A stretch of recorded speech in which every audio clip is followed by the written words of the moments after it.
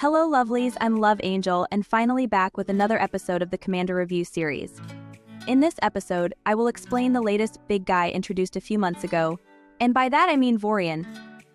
Vorian was a game-changing commander that is for sure the current meta of the game, so be with me for a few minutes as I will explore this commander and what he has to offer.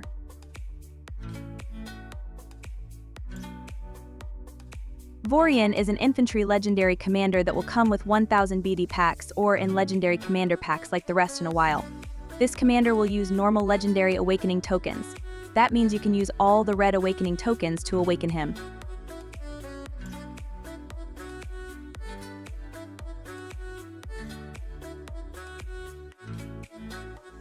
His bonuses, on the other hand, are insane. He is pretty much similar to Cererer.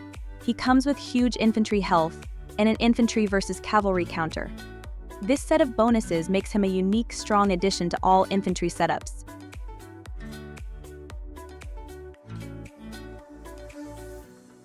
Yet again, bonuses are not all he offers. His awakening skills are blatantly overpowered. This guy adds bleed. He creates crits, and whenever a lineup crits gives it damage reflection. The bleed effect happens so often in comparison to other bleed sources including Rhea. The crit happens from the start of the fight till the end of it, unlike Jon Snow, but the most overpowered thing he adds is the damage reflection.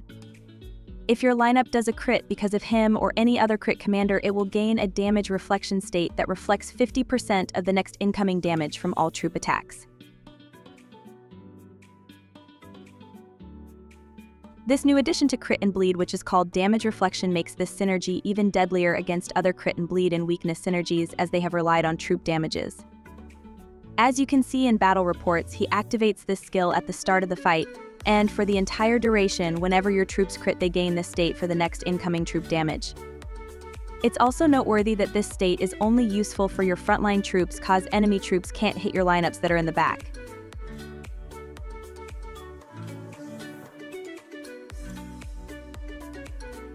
This being said, his crit and bleed can still be somewhat countered by female disarm, yet there are no counters to his damage reflection yet. He relied on extra crits for this damage reflection, so crit commanders Jon, Meryl, Lario, and Rhea could boost him. More normal attacks mean more crit and bleed from him, which means he is boosted by being next to Synera. He also casts bleed, so he boosts Daron's skill and is in synergy with him. On the other hand, you should never use him alongside Jaime in any scenario, as crit and bleed are nullified when he does weakness attacks, and he is a very heavy counter to all Synera and Jaime-based synergies cause of the damage reflection versus troop attacks, and how these two setups are so heavily focused on the troop attacks.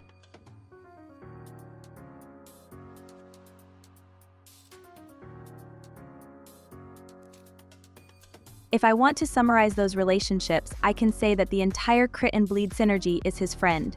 He enjoys being with other crit commanders and Synera, and he boosts Rhea and Daron with his own crit and bleed.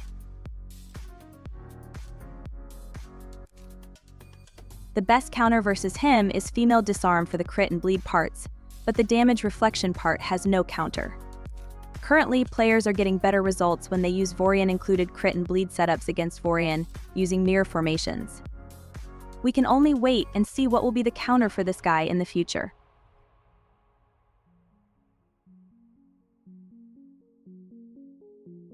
On the other hand, he counters both the crit and bleed, and the heal and weakness synergies cause both setups to rely on troop damage, and he can reflect it on both.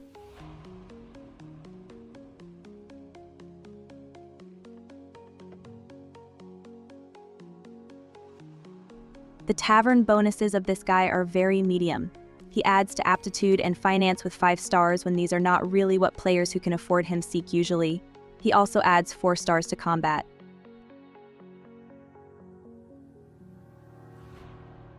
Then his strategic skills are very overpowered as well.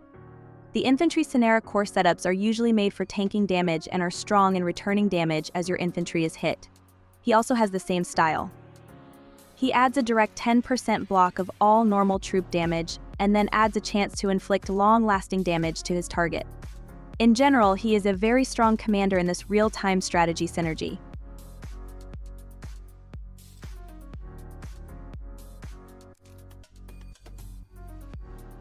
His guard skills are very strong as well. He does damage and crit on this damage and increases both the damage and crit chance. This makes him very powerful for available setups in the game and where these skills are needed.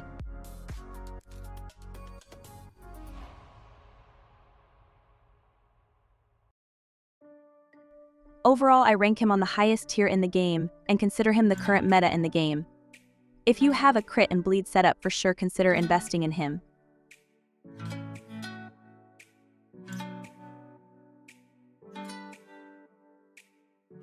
I hope this video was useful in reviewing the latest commander of the game, and I gave an overview of this guy and what he does. If you enjoyed the video, don't forget to like the video and subscribe to this channel to see more of my guides and reviews in the future. If you have any questions, leave comments and I will answer them. Have a wonderful weekend and see you next week.